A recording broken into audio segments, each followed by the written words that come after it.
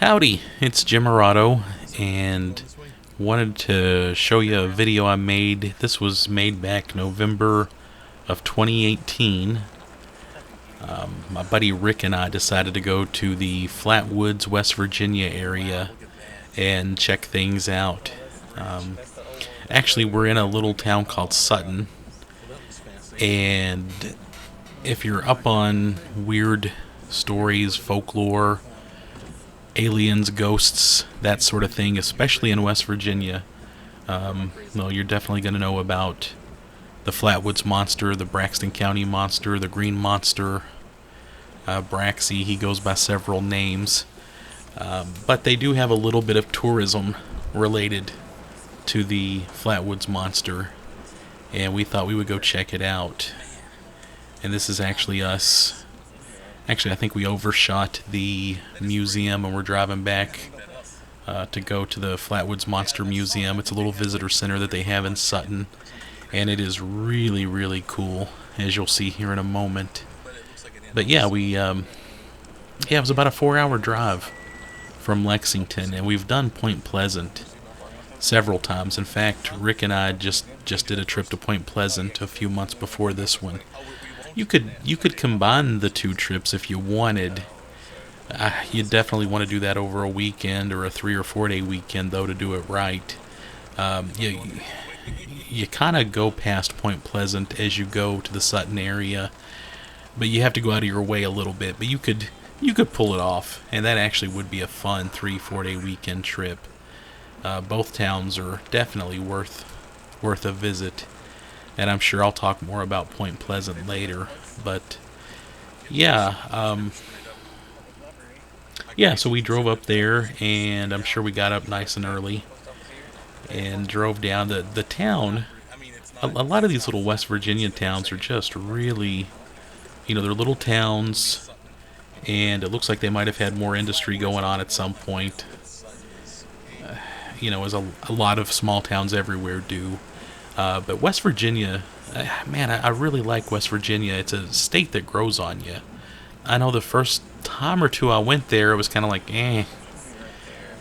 but, man, I don't want to sound cliche, but the mountains and the natural beauty and just the good, down-to-earth people in West Virginia. There's nothing bougie about people in West Virginia. They're just good, decent people. Yeah, very much like people in Kentucky. But yeah, I like West Virginia, and especially if you're into ghosts and weirdness and folklore, it's a great state. There is a whole lot going on. Anyway, a couple things here real quick. There's my thumb. Sorry about the camera work here, but I've made most of my home videos just for my own benefit, just thinking I might want to watch these later myself. So, I wasn't using the best techniques, I guess you might say. But I still think this is fun to watch, just because it's a couple guys going and hanging out and checking out the Flatwoods Monster Museum, and that's us going in right there. I literally just was recording and carried my camera in. The guy that runs this place, I forget his name, but man, was he great. He came out and talked to us for a little bit, and he was really cool about people filming inside of the museum. Just a nice guy. And it's I believe just a free museum to go into. I'm pretty sure I'm correct on that, but they had some pretty cool little knickknacks and Flatwoods Monster items that I definitely had to buy before I left, and you'll see some of that stuff later. But yeah, and again, I'm just filming this for my own benefit. I'm just filming stuff I might think that I want to look at later. So I'm gonna have to quit watching this video as I talk because I'm just interested in what I'm filming. And yeah, that's the guy running the place, and he's explaining stuff to us. I think that's Rick signing the guest book. They had some local flyers on things to do in West Virginia and specifically in that area. I love that kind of stuff. I know that sounds kind of lame, but I love picking up brochures and magazines about traveling to an area. And anytime I'm somewhere, I'll pick up a bunch and read through them and plan another trip to the area. So anyway, I'll let you watch the video as I tell you just a little bit about the Flatwoods monster legend. And just for the record, I wanted to give a mention and an endorsement of a book that I took notes in, The Greenbrier Ghost 3, featuring stories about the Braxton County Green Monster. The author is Dennis Dietz. I'm pretty sure that last name is pronounced Dietz. Book I picked up, at one of the gift shops in West Virginia some time ago. But it's a nice little book. It's about 100 pages, has a $9.95 cover price, and there are just a ton of kind of first-hand account ghost stories, angel stories, supernatural stories in this little book. It's a real fun read.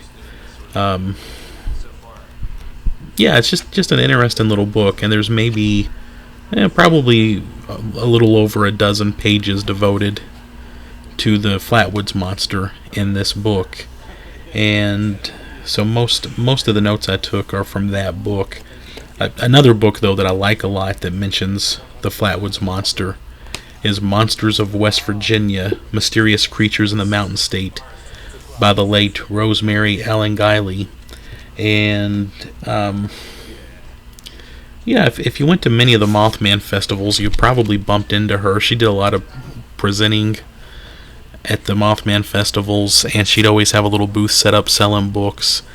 And I had the chance to talk to her several times. I really liked her. Also, if you listen to Coast AM, she was on there quite a bit too. And just an interesting lady who talked and wrote a whole lot about ghosts and the supernatural and things like that. Even if you were skeptic, she was just an interesting person to chat with, and I was lucky to chat with her several times. I bought some of her books from her. She wrote a fun book about another one of my favorite cities, Salem, Massachusetts, and I'll probably try to talk about that one at some point. Anyway, back to Flatwoods, West Virginia.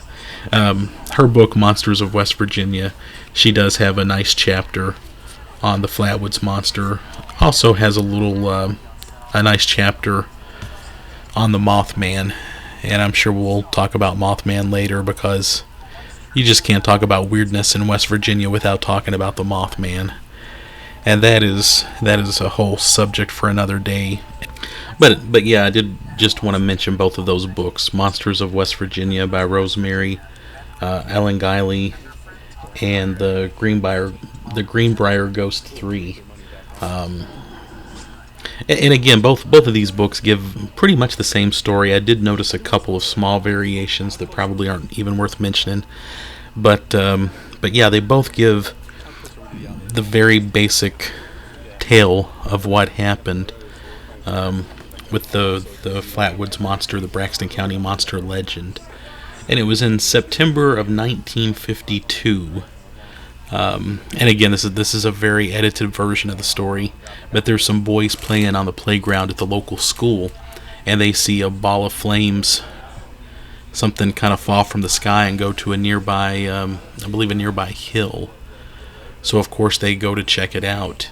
A couple of the boys, their mom, their home is kind of on the way, so they stop and get her, and I believe another boy, another adult boy, joins them too. To go see what happened.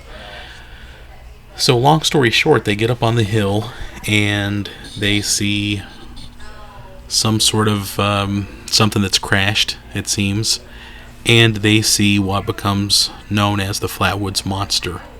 And it's a 10 to 12 foot something that's kind of standing there, and they kind of freak out and run off. But later on, they all describe the same thing that they saw, and they all describe it pretty much exactly the same. big green body, red head, and very frightening. It also had an odor.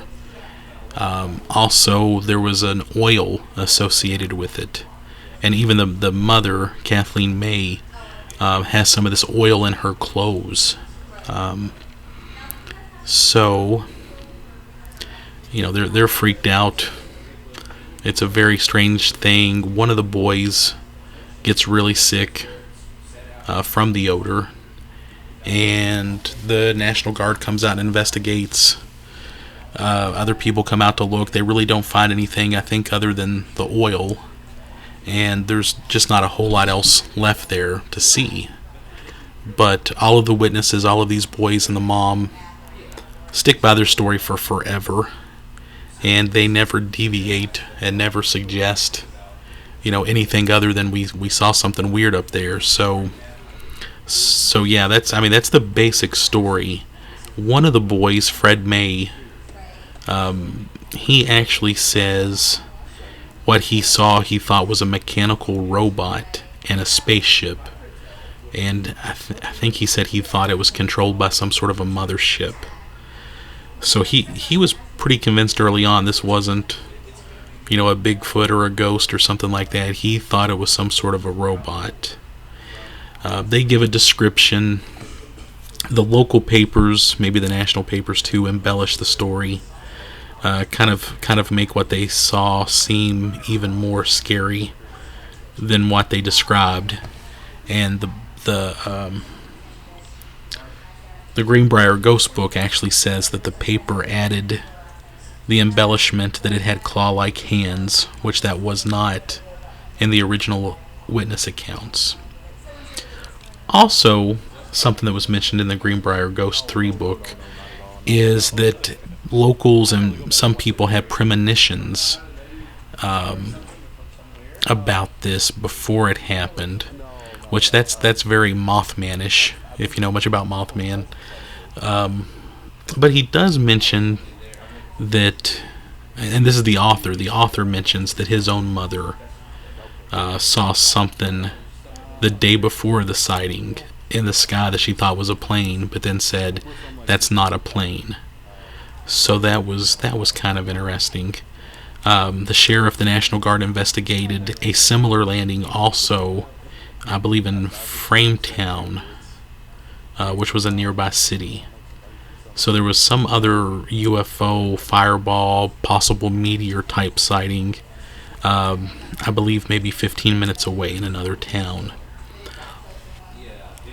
Also, Kathleen May mentions that she was visited by government men who took oil samples from her clothes and then later on told her it was just one of their craft. And then there was a family somewhat nearby who also had a weird UFO sighting, and their car stopped and they said that a creature kind of came by and messed with their car a little bit. And I believe that family, it was a mom, dad, and a baby. And that family really didn't say much about their experience until several years later. So, yeah, I think that's the basic story. Very, very edited down. I hope you could follow me there. I hope you could understand what I was trying to say. But pick up either of those two books I just mentioned, and they'll have some more detail for you. Rosemary's book actually mentions a bigger volume on the incident, and I actually have that book and I've flipped through it. It's a bit mammoth, though. I'm not sure when or if I'll tackle that one. But yeah, anyway, either one of these books would be a good starting point to learn more about what happened in the Sutton area. So, and just as I'm watching the video here, I know there's a mold there, and I know that I believe just a little bit ago, I filmed one of the lanterns. Oh wait, no, those are the lanterns. These lanterns have been sold at souvenir shops all over that area for years. A guy sculpted that, and I think it's pretty much made the same one, and you can buy them all over the place, and they've just kind of become legendary in their own right, and I think they're pretty cool. Um, okay, I'm gonna quit watching the video now because I'll get distracted. Back to Mothman. Mothman happened in the '60s, so the whole Mothman thing happened in Point Pleasant, West Virginia, maybe an hour and a half away from the Flatwoods area. A good solid decade plus later. But it is interesting that probably the two most legendary, strange,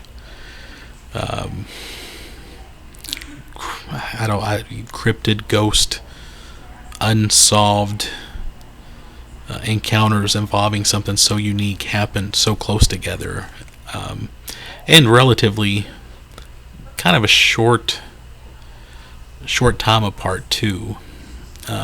Just both are really interesting, weird stories. They happen kind of close together. They have some similarities, but they're both very different. But they're just both. They both make that area of West Virginia beautifully weird, and they make both of these little towns so worth going to check out. And, Point Pleasant has really, really, really done something with the whole Mothman thing. They've got their Mothman Museum. They have their huge Mothman Festival. The Mothman Museum has a very well-stocked gift shop, and most of the unique businesses in town sell something Mothman-related. I know there's a great coffee shop in town, a stone's throw from the museum, and they sell Mothman cookies. And last time I was in town, I bought a dozen of them.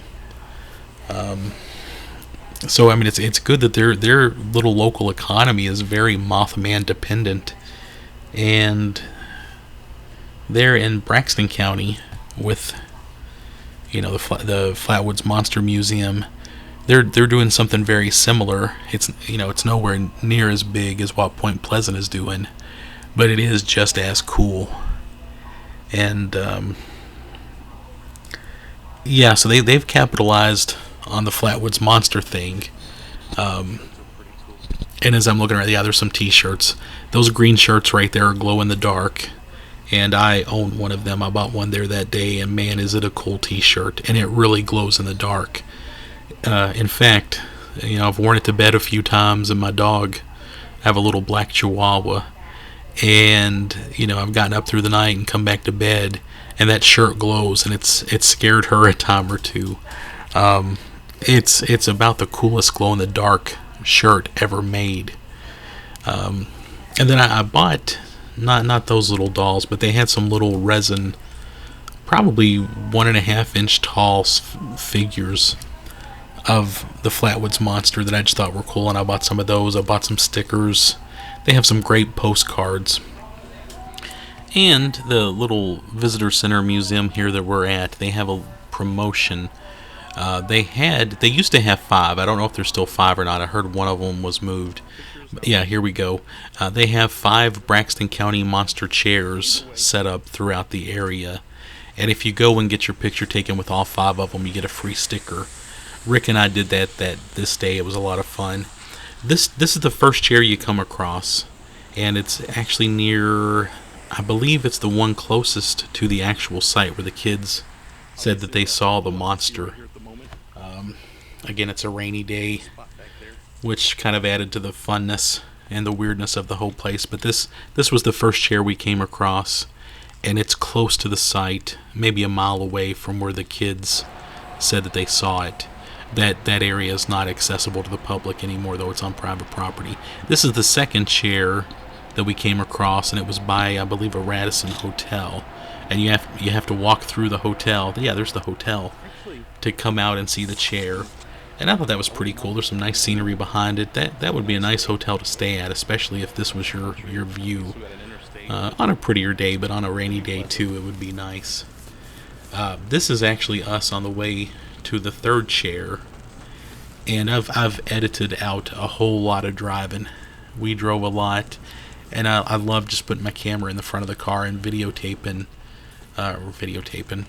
recording as we drive around. because this is just pretty, even with the windshield wipers going. And this is just really attractive. And we saw some deer. So I believe Rick was zooming in on those. Look at those guys. Rick was zooming in on them. And what a treat. I mean, here we are just kind of driving around, enjoying some legend chasing, and just enjoying the day, enjoying a neat area, nice little area, a very rural area, and we come across some deer, and that was just a huge bonus. And we actually saw them quite a bit, but this was some of the better footage I filmed of them. I know I could see one of them looking back at me through there, but I don't think it really shows on the camera. And this was maybe not a state park, but maybe just a local community park. And you have to drive through here to get to the next chair. But we loved this park. It was just so beautiful. You got that little lake there, and there's a little field to play baseball in this area too. Obviously, some local, maybe high school, plays games here. But it was just a really nice drive. It was nice getting to this park. It was nice driving through the park. And, yeah, we just enjoyed checking this out. And this is us actually walking to the next chair. It was a little muddy getting there, but we didn't care.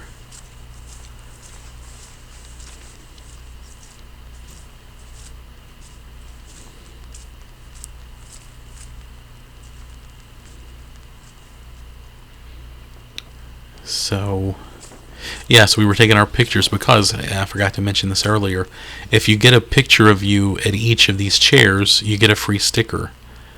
Actually, I can't remember if I mentioned that or not, but you get a free sticker if you go to all 5 of these chairs. They actually give it to you at the Visitor Center Museum that we were just at. And actually, we went and visited the chairs first, then we went to the museum, so this is kind of out of order. But, so that was the 3rd chair, and this is the 4th chair, and it's right beside a bed and breakfast. And that bed and breakfast looked really, really cozy. It's definitely one I want to do on another day. In fact, I mean, that would be a perfect weekend trip to go and do this area again, get to see the museum, and a few of the other sites in the area, and stay at a nice little cozy bed and breakfast like this. It just would be... yeah, it would be something really nice to do. I think I get a little bit of video of the bed and breakfast here as I walk by it. Yeah, I wish I'd gotten a better shot, but and I think it was raining pretty hard at that moment, so we didn't linger. But this bed and breakfast just looked really nice.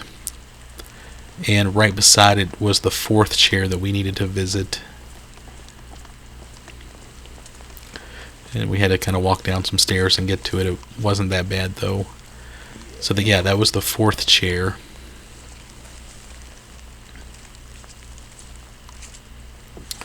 We went up there, got our pictures, looked around. Now we're walking away. Yeah, and in the window of the B&B right here, they had one of those Flatwoods monster lanterns. I think I zoom in on it. Yeah, there we go. Yeah, that's cute. There's Braxy looking at us.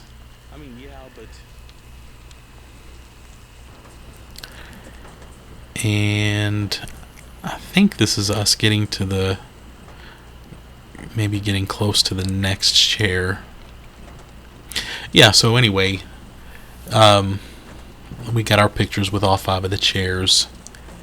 And the guy, the nice guy that I mentioned that runs the museum and the visitor center, he actually told us that they only give those stickers out if you go visit all of them. They won't sell them. They won't let you get them any other way. You have to go visit all of the chairs. This was the 5th chair. It was by a Dairy Queen, and it was actually a good ways out of town. This was a bit of an accomplishment to go visit this last chair. Yeah, I mean, it was kind of, the other four were kind of close together, close enough together. But this one was just really, really out of the way. But we still wanted to visit all five of them. And also, I've heard that since we were there, that they've moved this one or it's not there. I need to look that up. I don't know if they're just doing the visit the four chairs now or what. But somewhere I read that this one just isn't there anymore. But yeah, it was the fifth one, and we felt like we'd really accomplished something by visiting the fifth and final one. We got our stickers, and we actually went back to the visitor center and got our stickers. And I know my buddy Rick, he has a kayak. He has a pink kayak. That's a story for another day. He actually got a really good deal on it because it was pink, and he was happy with it. But we, of course, tease him mercilessly about his pink kayak. But he put his Braxton County Monster sticker on his kayak. I think I've just still got mine in one of my scrapbooks from our time visiting West Virginia.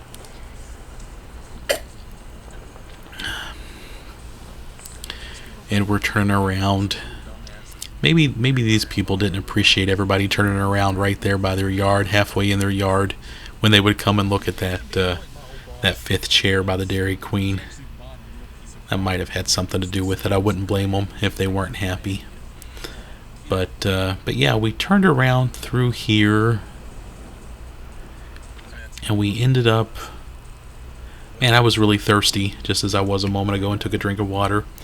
I was really thirsty, and we went through this Dairy Queen drive-through, and I got a Coke, and it was like one of the best Cokes I've ever had in my life. I think just because I was so thirsty.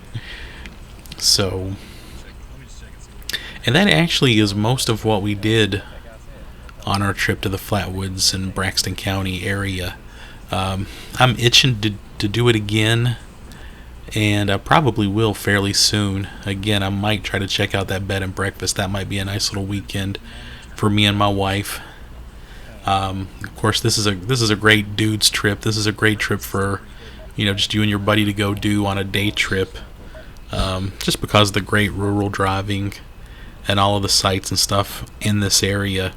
I will say, too, that on our way home, we stopped and had dinner at Hillbilly Hot Dogs. And I'm sure I'll talk more about Hillbilly Hot Dogs later, but man, is that place great. It's legendary. If you Google it, people are going to say great stuff about it, and they are not lying. Rarely does a gimmicky food place actually have really good food too, but it's a perfect way to end a day when you're in Flatwoods, West Virginia, or Point Pleasant, West Virginia, especially if you're coming from Kentucky. When you go back home, you're not going to be that far from Hillbilly Hot Dogs, and man, their hot dogs are so good. I can't say enough about them. As we were leaving Hillbilly Hot Dogs, though, this older fella drove up by us, and it was him and his wife, and he was in a pickup truck. And we're walking out, and he says, "Hey, is that place any good?" And we're like, "Oh yeah, it's great. You need to go in there and eat." And he goes, "Well, I'm just looking at it, and I'm thinking, do I need to go in there? Like, surely they don't serve good food." And it was just funny. He was really intimidated by the kind of junkyard old school bus atmosphere. So, but yeah, on the way home we ate at Hillbilly Hot Dogs. Yeah, I'm probably gonna go ahead and just cut this video off. I've got a little bit more left of us driving down the road, but yeah, I think we've pretty much covered it. So I hope you enjoyed this video. Thanks.